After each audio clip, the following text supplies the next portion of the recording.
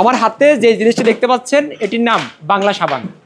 90-এর দশকের জনপ্রিয় এই সাবানটি একসময় খুব জনপ্রিয় থাকলেও কালের ছোঁয়ায় এই সাবানটির জায়গা দখল করে নিয়েছে অন্যান্য বাকি জিনিসপত্রগুলি। তবে আজকে আমি আপনাদেরকে দেখাবো কিভাবে এই সাবানটি তৈরি হয়। সিলিকেট দেওয়া হয়, তেল দেওয়া হয়, পেটিসিড দেওয়া হয়, তারপরে মনে করেন কাস্টিক দেওয়া হয়। এগুলো দেওয়ার পরে মনে করেন সবগুলো একসাথে মিক্স করে তারপরে ওই পাঙ্কাইটা দিয়ে মনে করেন দইরে মাইরে তারপরে মিক্স করে তারপর হালুয়ার মতো করা হয়। আমরা ওই বড় কড়াই থেকে দিয়ে বড় কড়াই থেকে রিপেয়ারিং করে ছোটো কড়াই থেকে আনি।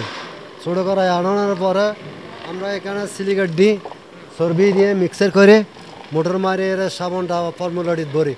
ফর্মুলাটির বরানোর পর যদি শক্ত হয় আমরা পিঠে জুড়ি পুরাই এগুলো আস্তাম দিয়ে। তেলের দাম বাড়তেই কারণে সাবানের দামটা বেড়ে গেছে, বুঝছেন। আগে সাবান এক গোল্লা কিন্তু আপনার 30 টাকা এক গোল্লাটা, এখন কিনতে হয় এক গোল্লা 50 টাকা। আপনার ডিটারজেন্টের দামটা এখন একটু কম, কারণ ডিটারজেন্ট অবশ্যই মানুষের কষ্ট ছাড়া ব্যবহার করতেছে। সাবান এটা তো কষ্ট হচ্ছে, বাট এটা আপনারা যেটা সাবান বানাচ্ছে এটার দাম বেশি দেওয়াতেই সেজন্য আমরা কি এখন চাহিদা কম। এটা আপনার দেশি চর্বি এবং ফার্ম অয়েল, সিলিকেট, কস্টিক দিয়ে তৈরি হয় না। এটা হচ্ছে যে আপনার বিভিন্ন ডিটারজেন্ট পাউডার এবং আধুনিকতার ছোঁয়া, যেহেতু এটা তো হাত দিয়ে ঘষে ডলতে হয়, সেজন্য এটা দিন দিন চাহিদা কমে যাচ্ছে আর কি। পাউডার দিয়ে আপনি এক বালতি কাপড়ের মধ্যে অল্প পাউডার দিলে কাপড়গুলো পরিষ্কার হয়ে যায়। তো এখন এত ডলতে চাইবে না, যেমন আমাদের ফ্যামিলিতে তো নিজেরা ব্যবহার করতে চাই না, এটা আমরা তৈরি করি, ঠিক আছে। এই সাবানটি মূলত 90-এর দশকে অনেক জনপ্রিয় থাকলেও কালের ছোঁয়ায় এই সাবানটির জায়গা করে নিয়েছে আপনার হুইল পাউডার থেকে শুরু করে নামি দামি যেই ডিটারজেন্ট পাউডারগুলো রয়েছে ঠিক সেই পাউডারগুলো।